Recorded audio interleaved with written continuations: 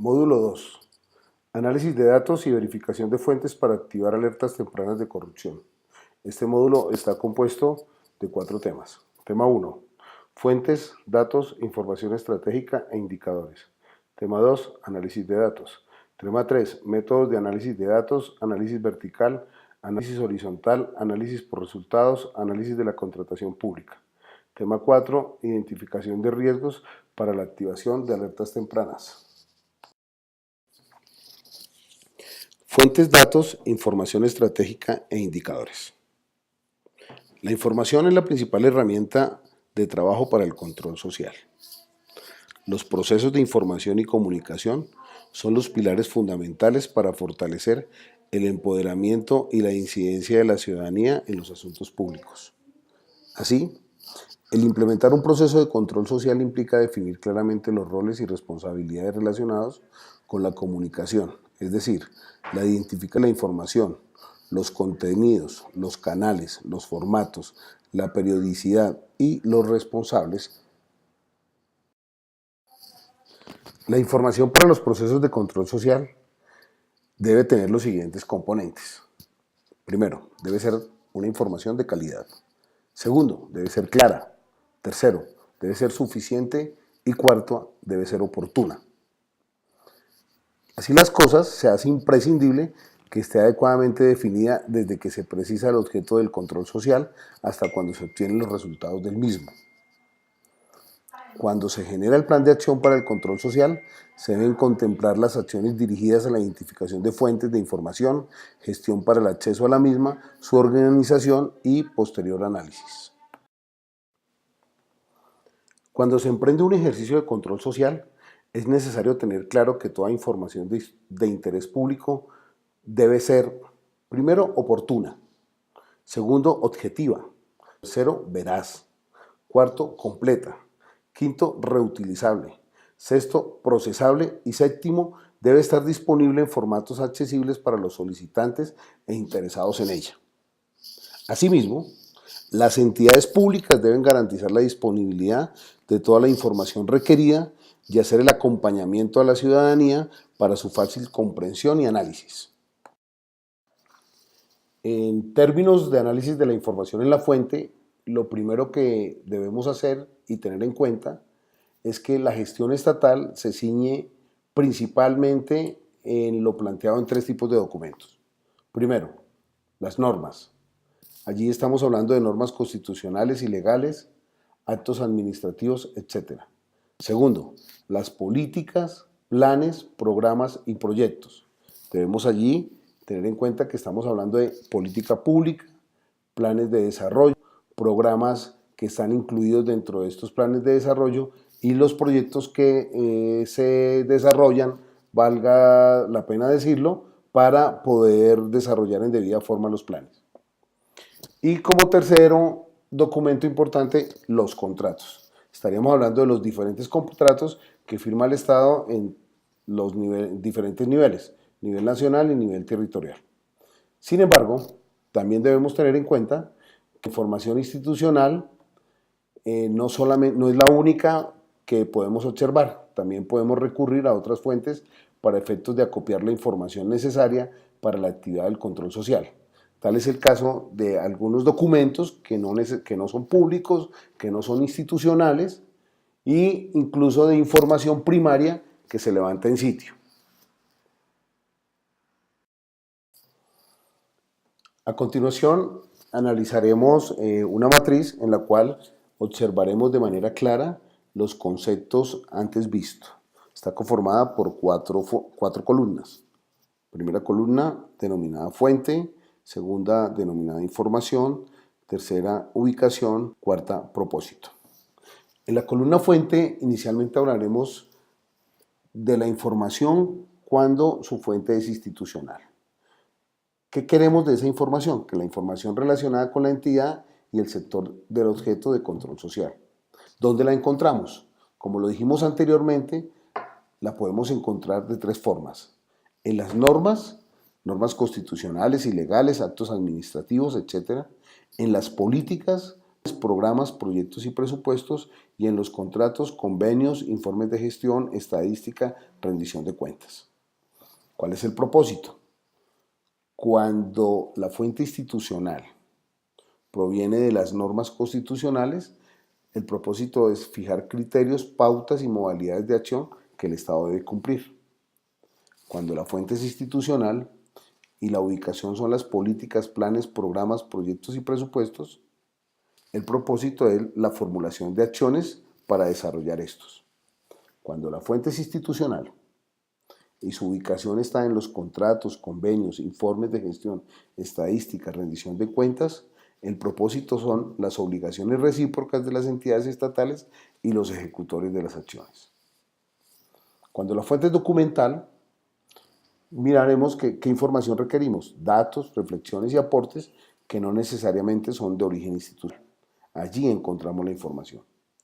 ¿Dónde la podemos encontrar? En universidades, en centros especializados, en observatorios, en centros de investigación, bibliotecas, centros de documentación, revistas, periódicos, entre otros.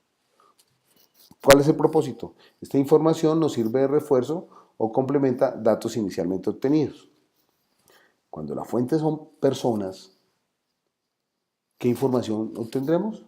Entrevistas a profundidad, grupos focales, encuestas. ¿Dónde la encontramos? En personas que sean beneficiarias directas del proyecto objeto de control social, en funcionarios, en contratistas, en líderes comunitarios, en representantes, entre otros. ¿Cuál es el propósito? Pues que estas personas amplían las posibilidades de análisis y resultados del ejercicio de control social. Y esta información que se recibe de estas personas nos permite contrastar la información con la información institucional. En la presente diapositiva van a ver ustedes un esquema de cómo se maneja el proceso de información que se puede resumir de la siguiente forma. Lo primero que debemos hacer es identificar qué información se necesita. Buscar solo la información pertinente para no perderse en un mar de datos. Determinar cuándo pedir la información y a qué tiempo pertenece. La información se puede recoger antes, durante y después de la gestión, pero debe determinarse este momento desde el diseño del control social que vamos a realizar. Se deben identificar las fuentes de información. Esta debe buscarse en la dependencia responsable de la gestión vigilada ante el interventor o supervisor y en la población afectada. Y se deben utilizar varios medios para recopilar información, no quedarse solo con información de la entidad. Es necesario tener fuentes de contraste. Para eso, remitámonos a la diapositiva anterior donde vimos las fuentes de información. Es absolutamente importante tener varias fuentes. Una vez definidas las fuentes de información, se pueden utilizar diferentes mecanismos para obtenerla. ¿Qué mecanismos podemos utilizar? A ver, si la fuente es el Estado, estamos hablando entonces de información institucional. ¿Cómo la obtenemos? Podemos usar los mecanismos jurídicos previstos para obtener información y otros que, aunque no fueron creados con ese fin, cumplen claramente la función. Tal es el caso del derecho de petición o la audiencia pública. Además, podemos recurrir a métodos más informales, como reuniones o conversaciones, a lo largo de las cuales debemos tomar apuntes que luego anotaremos en un acta. Esta debemos remitirle a la entidad para que conste lo que se habló, pidiéndole que exprese su acuerdo o desacuerdo con ella. Es decir, los mecanismos para recoger la información institucional son diversos: derecho de petición, solicitud de copias auténticas, solicitud de la copia del contrato, solicitud de la información del interventor, solicitud de una rendición de cuentas, etc. Son diversos, pero debemos utilizarlos en debida forma. En nuestro tercer módulo hablaremos de los diferentes mecanismos y cómo los podremos utilizar en debida forma. Cuando la fuente es la comunidad, podemos utilizar mecanismos como entrevistas, encuestas, reuniones, encuentros, audiencias, pero todo esto lo debemos realizar con orden y con claridad. ¿Qué buscamos? Que la comunidad nos haga conocer los pormenores de la situación, que nos dé sus puntos de vista. También debemos aprovechar estas sesiones para motivar su participación en el control, estando atentos e informándonos oportunamente lo que vaya a ocurrir. Nunca debemos solicitarles nada a cambio de lo que hacemos, ni prometer resultados, solo asegurar que haremos lo que podemos y, por favor, cumplir. Cumplir con las fechas que se establecen, cumplir con las visitas que prometemos realizar, cumplir con los informes que manifestemos que debemos cargar. Otra fuente de información es el sitio de la gestión controlada, información en sitio. Aquí se pueden utilizar varias técnicas. La observación, absolutamente importante. Se debe hacer un registro juicioso de lo observado, que se ve, no solamente lo negativo, que actos positivos también hay.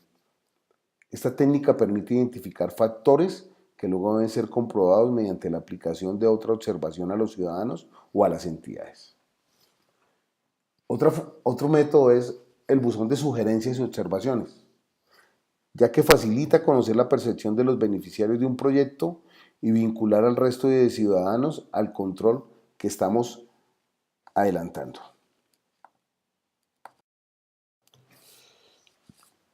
Una vez se cuenta con la información necesaria, es preciso emprender el análisis de la misma. Sin embargo, antes de entrar de lleno al análisis, es necesario definir los indicadores con los cuales vamos a trabajar. Los indicadores pueden ser cuantitativos, pueden ser cualitativos. Son cuantitativos cuando miden cantidades como número de dosis de medicamentos o suministradas, número de familias que estén en el CISBEN, etc. Son cualitativos cuando miden calidades, intensidad de ciertas enfermedades en un barrio, desarrollo físico y mental de los niños atendidos por el sistema de salud, tipo de conflictos familiares en los hogares atendidos, etcétera, etcétera. Para la formulación de los indicadores debemos tener en cuenta los siguientes aspectos, o por lo menos algunos aspectos como los siguientes. ¿Qué cualidad o aspecto se quiere medir? ¿En quién esperamos que se encuentre? ¿Qué tipo de medida tendremos? Número, porcentaje, grado, nivel, etc. ¿Cuándo esperemos que se dé ese aspecto o cualidad? ¿Y en dónde esperamos que se dé? Absolutamente importante que en la formulación de los indicadores tengamos en cuenta estos criterios que acabamos de leer. Sin ellos no lograremos el resultado y no será fácil medir la información recaudada y no podremos utilizarla en debida forma.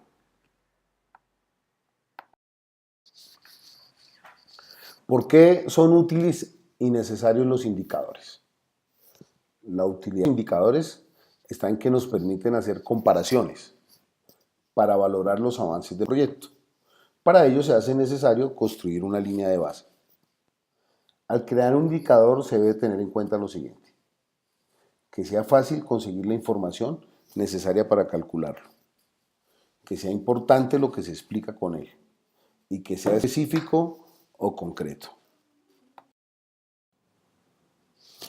Hay tres tipos de indicadores. Primero, indicador de eficiencia. Segundo, indicador de eficacia. Tercero, indicador de resultado. Veamos pues. Indicador de eficiencia. Su propósito es hacer seguimiento del uso adecuado de los recursos técnicos, administrativos y financieros del proyecto. Indicador de eficacia. Su propósito es hacer seguimiento del logro oportuno de productos con el uso de los recursos disponibles para el proyecto. Indicador de resultado. Su propósito es evidenciar cambios fundamentales y sostenibles que se logren en la entidad objeto de control con nuestro proyecto, es decir, los logros representativos que transforman una situación problemática y tienen una tendencia a permanecer después de terminada nuestra intervención.